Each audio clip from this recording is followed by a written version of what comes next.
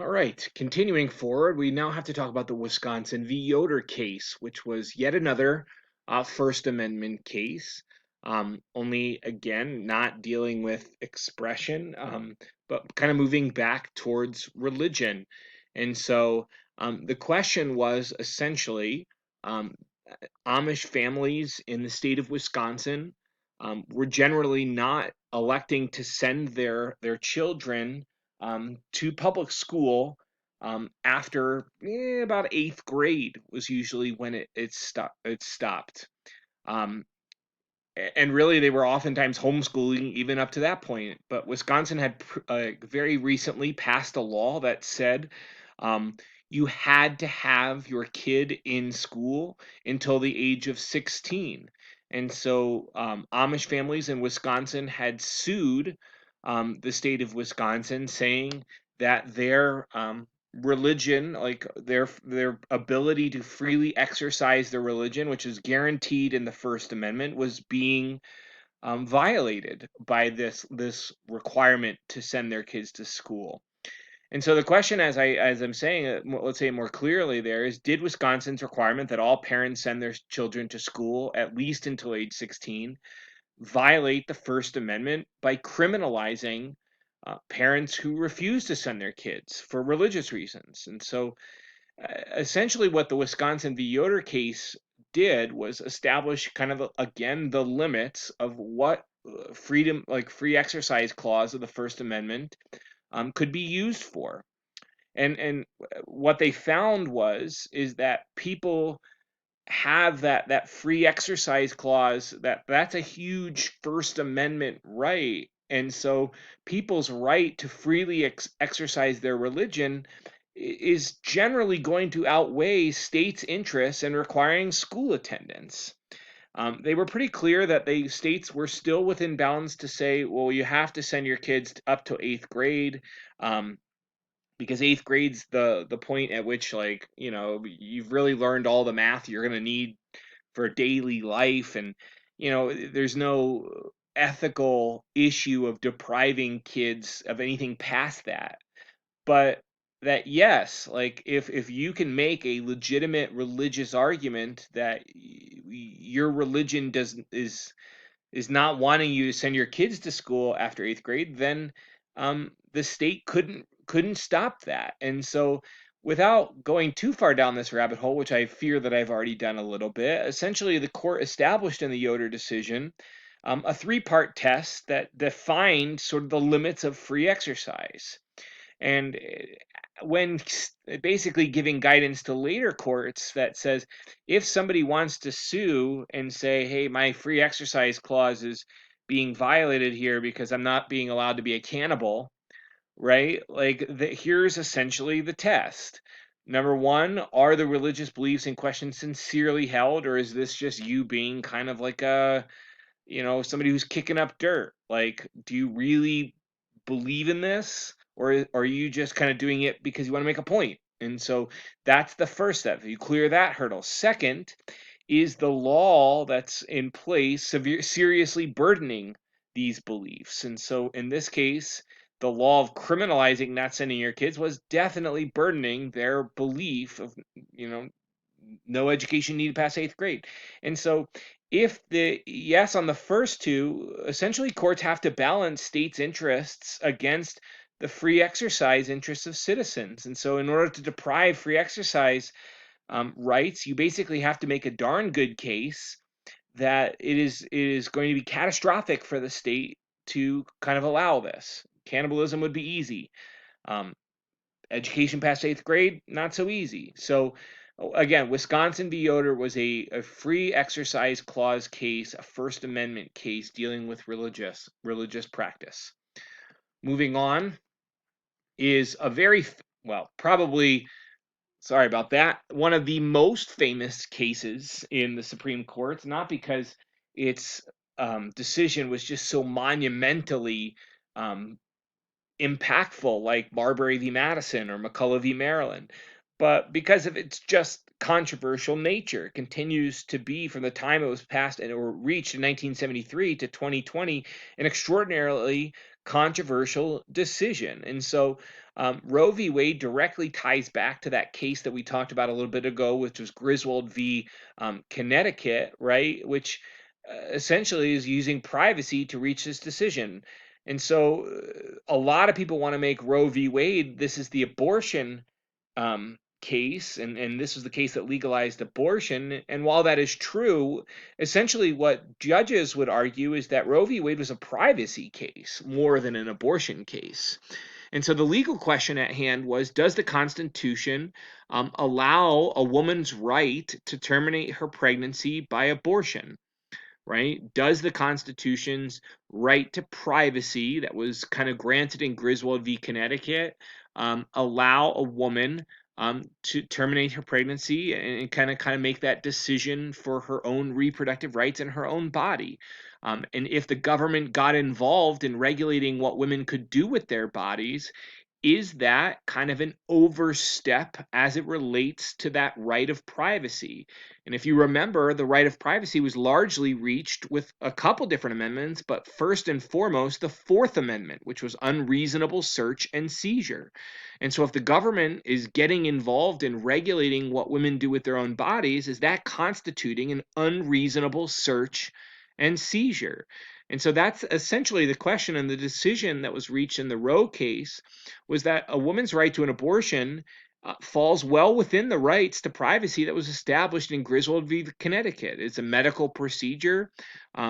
While sometimes it is elective, other times it is medically necessary for the life of the mother. And so the decision went further than that and said that a woman has total autonomy over the pregnancy and her body during the first trimester, but it did establish some limits by which states could limit the access to abortion in the second and third trimester. So basically, first trimester, like the government has no business, is what the court ruled, and the second and third, they can do a little bit more, but still the hurdle is high. And so, to be clear, the Roe decision was the abortion case, but more than anything, it is a testimony to how courts use previous decisions to inform their current one. The Griswold v. Connecticut decision was critical in how they reasoned Roe, and the right to privacy created in Griswold allowed the court to basically reach this decision that the government has no business getting involved in women's healthcare. Now we get to another case that we talked about back in the fall of this year when we were talking about campaign finance, which is the very famous Buckley v. Valeo case. If you remember, this was the case that money equals speech. And so therefore money equals speech, then you can't really limit it so much. And so Buckley v. Valeo came in response to the federal I'm blanking on the bureaucratic entity here. Give me a second. Let me figure this out. That's right. The FECA, the Federal Election Campaign Act, which had been recently passed as in response to kind of like Nixon's um, very unethical money displays during Watergate. And so they passed post Watergate the Federal Election Campaign Act. And if you remember, one of the parts of the FECA was that candidates were limited in how much money they could spend from their personal wealth on a campaign. So, if you were Bill Gates, the FECA's original version wanted to say, Bill, I'm sorry, you are limited in how much you can spend of your own money on your own campaign. And so the question was, did the limits placed in the FECA violate the First Amendment's freedom of speech statute, right? And so prior to the Buckley decision, it wasn't clear in American law that money equaled speech. But the decision by the court basically held that when an individual gives to political campaigns or even gives to themselves, that what they're essentially doing is expressing their beliefs, expressing their thoughts, expressing their speech. And so if that's the way we're seeing people's campaign donations, that their campaign donations is a different way of talking, then limiting someone's talking under the First Amendment freedom of speech is going to be difficult. And so it established some limits by which, just like everything, like there are limits, right? Like you can't yell fire in a theater, just like you can't give $1 billion directly to the campaign fund of the guy next door who you want to win president, right? And that independent expenditures in campaigns could be limited, but you can't tell people that they can't spend it on themselves. And so the Buckley v. Vallejo decision was pretty complex, but essentially what you need to know was that it is a freedom of speech case, and it directly established that money equals speech, and this was a pretty important legal distinction that ended up being a very critical component in the decision of Citizens United, which is another must-know case. Moving on, we have the California Regents v. Bock, which is a case that probably is pretty relevant to many of you right now, being as though you're about to head to college. This is essentially the affirmative action case that's dealing with the role that race can play in admissions decisions. So let's talk about it. Was dealing with the University of California, Berkeley, and represented by the California Board of Regents. And University of California, Berkeley had recently denied entrance into their medical school to a white gentleman in his 30s. And when he was denied, he sued, basically saying that his equal protection um, rights under the 14th Amendment were violated because he wasn't granted admission because the school maintained specific race quotas for their medical school, essentially saying like, hey, we accept 100 people for medical school every year, and 16 of the 100 have to be African American. And so that was kind of the policy of the University of California to kind of make up for past historical inequities. And so Bock sued the University of California and saying that his equal protection rights had been violated, and the decision essentially said um, that while race and affirmative action is constitutional, like race informed admissions decisions are constitutional, you can consider it. It can be a part of your admissions decisions. Um, you can't have specific racial quotas, that specific racial quotas of like, hey, 12 seats for Latinos or 16 for African Americans goes too far in that it is unconstitutional under the Equal Protection Clause of the 14th Amendment. But a school, again, is allowed to use race, in sort of affirmative action to make sure that minority applicants are considered fairly, and that they are building the type of incoming class to a college that is desirable and representative of the nation and what they feel like is best for their university. That is okay, but specific racial quotas is not. Again, because it violates the Equal Protection Clause.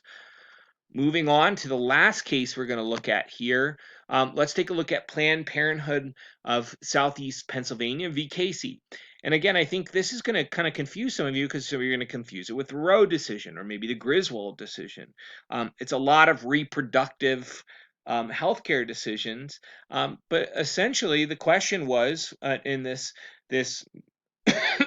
case was, could a state require that young women who wanted an abortion, um, could they make them wait 24 hours after petitioning for one? And if they were minors, could they make them have to get parental consent? And so this case was essentially following on the heels of Roe v. Wade that legalized abortion. And then this case sought to kind of define the limits to it. So if a state like Pennsylvania imposed these limits on abortion access, you had to wait 24 hours to you had to have informed consent of the other partner, you had to have parent permission, yada yada yada. By doing that, were they creating such hurdles as to effectively make this constitutional right granted in Roe really impossible to reach? And so the decision was that basically when state laws restricted abortion, they are constitutional unless basically, there's created an undue burden that makes realizing their constitutional protection accessible.